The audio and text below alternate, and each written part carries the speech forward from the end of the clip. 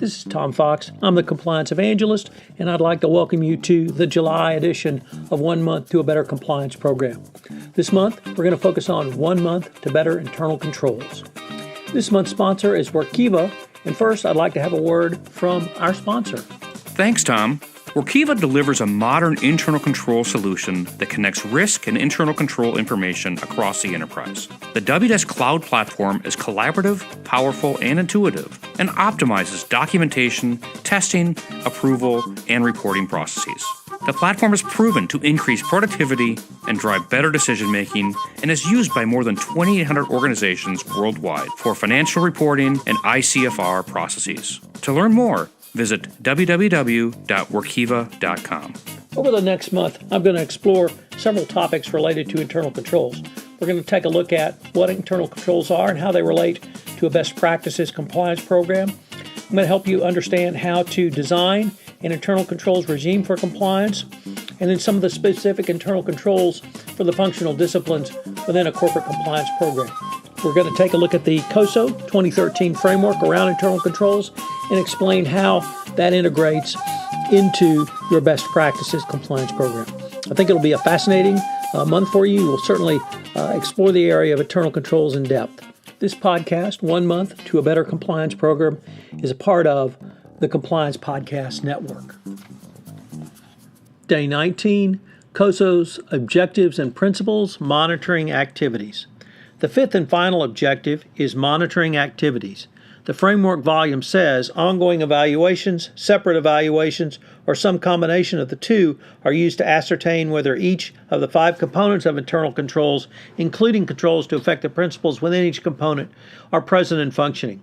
Ongoing evaluations, built into business processes at different levels of the entity, provide timely information. Separate evaluations, conducted periodically, will vary in scope and frequency depending on the assessment of risks, effectiveness of ongoing evaluations, and other management considerations. Findings are evaluated against the criteria established by regulators, recognizing that standard-setting bodies or managements and the boards of directors and deficiencies are communicated to management and the board as appropriate. However, as with all other components of the COSO cube, monitoring activities are part of an interrelated whole which cannot be taken singularly. This principle applies to all 5 components of internal controls, and the nature of monitoring should fit the organization, its dependence on IT, and the effectiveness of monitoring providing feedback on the other components, including the effectiveness of internal controls. For the CCO or compliance practitioner, monitoring activities has been growing in importance over the past few years and will continue to do so in the future.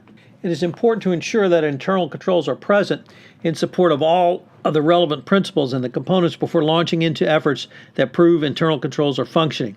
Remember that all relevant principles must be present and functioning in order for a company to safely conclude that their internal control regime is effective.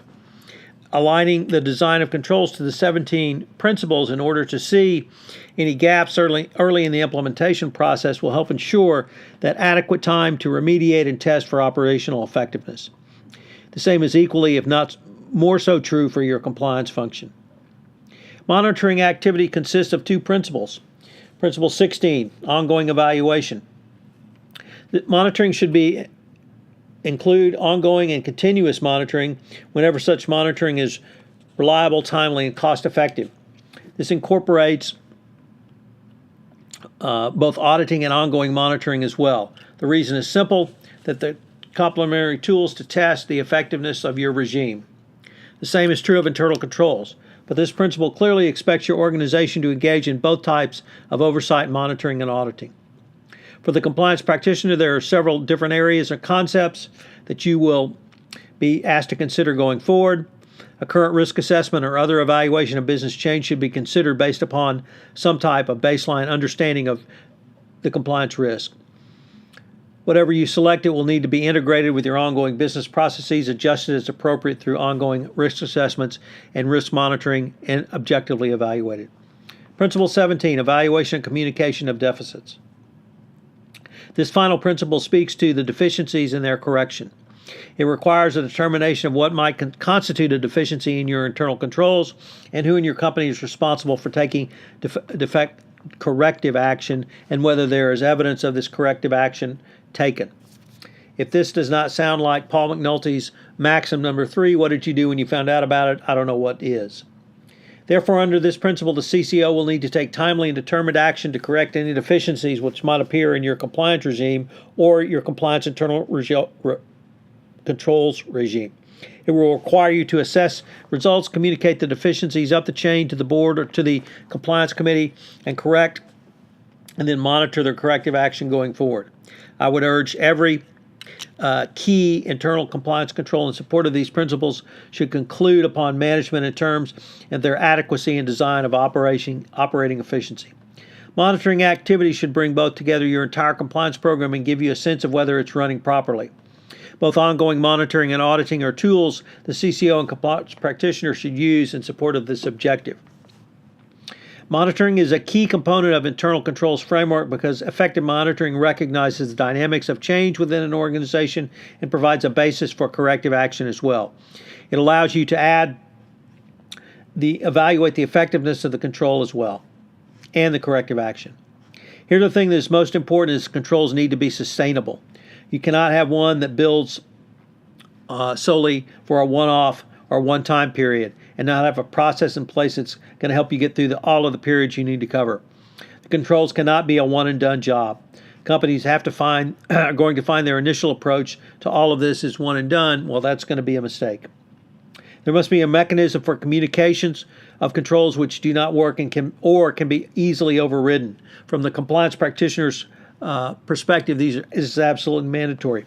From there, you must be able to remediate your controls going forward, and this will align with your compliance professional requirement to prevent, detect, and most importantly, remediate going forward. So what are today's 3 key takeaways? Monitoring activities demonstrates the clear interrelatedness and the requirement for sustainability in your compliance program. You cannot simply have the University of Kentucky one and done. You've got to have sustainable controls that are actively engaged throughout the organization, throughout the business scope of whatever it is your company might be doing. Number 2, adequate controls are present in support of the relevant principles, and controls must be functioning. So, are your controls functioning going forward? And number 3, always remember that controls must be then remediated if they're not functioning. For a compliance practitioner, remediation is a key component of your compliance program, and the same is true of internal controls. I hope you have enjoyed Day 19, the 1 month to more effective internal controls, and I hope you will join me tomorrow for Day 20 and our final session of July's exploration of a more effective compliance program through internal controls. Thank you. This is Tom Fox again. Hope you've enjoyed this episode of 1 month to better internal controls.